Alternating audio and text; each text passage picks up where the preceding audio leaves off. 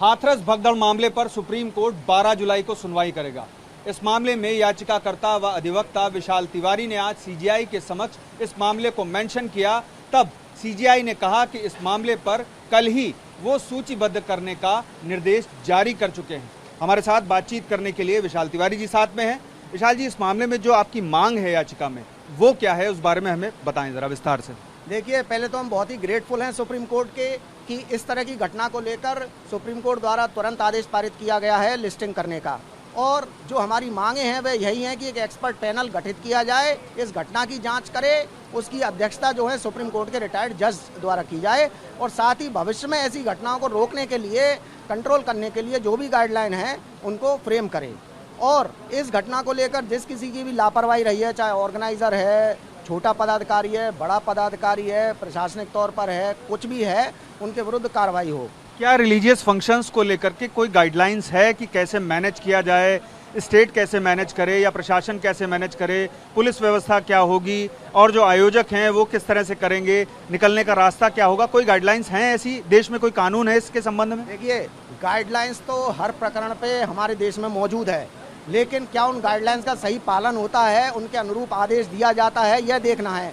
और व्यापक तौर पर अभी तक इतनी कोई स्ट्रिक्ट गाइडलाइंस नहीं है कि जो भी ऑर्गेनाइज करा रहा है, क्या वह ऑर्गेनाइजेशन प्रॉपरली रजिस्टर्ड है, क्या उसका पर्पस है, अंधविश्वास तो नहीं फैलाया जा रहा, या रिलीजियस इवेंट को छोड़िए किसी भी तरह की भीड़ एकत्रित होती है। मान लीजिए अभी हमने हाल ही में देखा कि हमारी क्रिकेट टीम द्वारा जो वर्ल्ड कप जीता गया, मुंबई के मरीन ड्राइव पे काफ़ी लोग इकट्ठे हो गए, तो वह अचानक हुआ, उसके लिए कोई पहले से ऑर्गेनाइजर द्वारा कुछ नहीं किया गया। तो अचानक भी कहीं भीड़ इकट्ठी होती है तो उसको लेकर प्रशासन जो है अपने विवेक से क्या कदम उठाता है वह उसी समय डील करना है, लेकिन एक प्रॉपर गाइडलाइंस होनी चाहिए।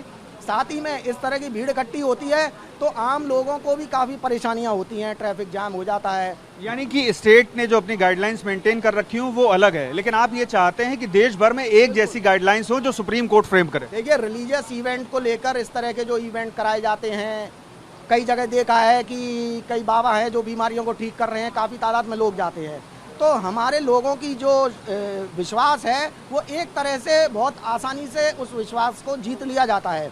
हाईली पॉपुलेटेड कंट्री है, भीड़ भी बड़ी आसानी से इकट्ठी हो जाती है, तो इस तरह के समारोह में लोगों को ये ध्यान नहीं रहता कि क्या कोई घटना होगी, उनका सिर्फ एक विश्वास रहता है, श्रद्धा रहती है, या उनका अपनी इच्छाएं होती हैं कि मान लो कोई वाकई में दुखी है तो हो सकता है यहाँ जाके मेरे दुख का कोई निवारण मिले, कोई ऐसा मुझको पॉइंट मिले जिससे कि मैं अपनी समस्या सुलझा सकूं। एक अहम बात यह है कि स्टेट गवर्नमेंट की ओर से, यानी कि हाथरस पुलिस की ओर से जो एफआईआर दर्ज की गई है उसमें सीधे तौर पर सिर्फ आयोजकों को जिम्मेदार ठहराया गया है, क्योंकि प्रशासन ने जो धाराएं लगाई हैं उसमें सीधे तौर पर यह कहा गया है कि सरकारी अधिकारियों के निर्देश को नहीं माना गया। तो ऐसी स्थिति में क्या ये माना जा सकता है कि सिर्फ आयोजक ही जिम्मेदार है और बाबा और जो प्रशासन है वो पूरी तरह से क्लीन है? देखिए, अगर प्रशासन या सरकार ये कह रही है कि हमारे आदेशों को नहीं माना गया, तो सरकार द्वारा उस समय क्या कदम उठाए गए थे? कोई चेक करने गया था वहाँ? जब उनको मालूम है इतने बड़े पैमाने पर भीड़ आ रही है तो उस समय किसी को डेप्यूट किया गया था, कोई तहसील लेवल पे ऑफिसर को, वो तुरंत रिपोर्ट करता? क्या उसने उस समय कोई रिपोर्ट की कि यहाँ कुछ भी ऐसा भगदड़ जैसी घटना या कुछ भी जो है अनएक्सपेक्टेड घटना हो सकती है?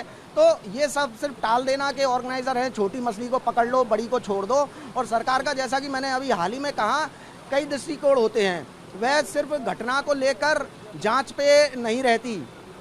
जुडिशियल इंक्वायरी होती है, वह सिर्फ यह देखती है क्या व्यक्ति जिसके साथ भी घटना हुई है वो वाकई में घटना से प्रताड़ित है, उसके मौलिक अधिकारों का हनन हुआ है, वह किसी को बचाने की नहीं सोचती। या आप ये इसमें ये देख सकते हैं कि सिर्फ आयोजकों को जिम्मेदार ठहराया जा रहा है, जो बाबा थे वो आसानी से निकल गए। अभी तक उनके मामले में जो एसआईटी गठित की गई थी उसने भी कहीं भी बाबा का नाम नहीं लिया है और सीधे तौर पर आयोजकों को ही जिम्मेदार ठहराया जा रहा है। क्या आप ये बता सकते हैं कि इस संबंध में जो बाबा लोग हैं उनकी क्या जिम्मेदारी होती है अगर इतने बड़े बड़े आयोजन होते हैं और उनमें भीड़ इकट्ठा होती है? तो देखिए, our country is land of babas. कई जगह तो ये देखने को मिला है कि कई बाबा होते हैं वो कहते हैं हम कैंसर का भी उपचार कर देते हैं, टच करने से अलग अलग थेरेपी लाते हैं जिसको साइंटिफिकली या लीगली सही नहीं ठहराया जा सकता। तो इस तरह के आयोजनों में जब भीड़ जाती है तो एक तो यह देखा जाना चाहिए कि किस आयोजन में जा रही है, क्या वह आयोजक प्रॉपरली कहीं किसी कानून या प्रावधान के तहत रजिस्टर्ड है, उसके कुछ बायलॉज हैं, वो किस क्षेत्र में काम करता है, उसके जो एक ऑर्गेनाइजेशन बना रखी है उसका उद्देश्य क्या है। अगर ब्लाइंडली इस तरह की चीज़ों को परमिट किया गया तो अंधविश्वास और ऑर्थोडॉक्सिन्स को बढ़ावा देती हैं। नहीं, मैं स्पेसिफिक सवाल आपसे पूछना चाहता हूँ, क्या बाबा इस मामले में कहीं भी जिम्मेदार ठहराए जा सकते हैं? कोई कानून है ऐसा?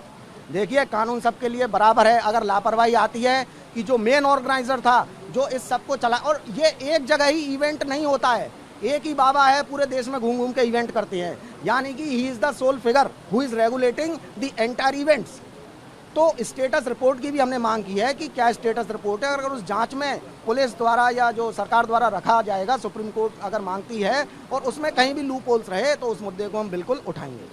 ये बहुत गंभीर मसला है और सीधे तौर पर सीजीआई ने आज ये कह भी दिया कि इस मामले को सूचीबद्ध करने का निर्देश जारी कर दिया गया है।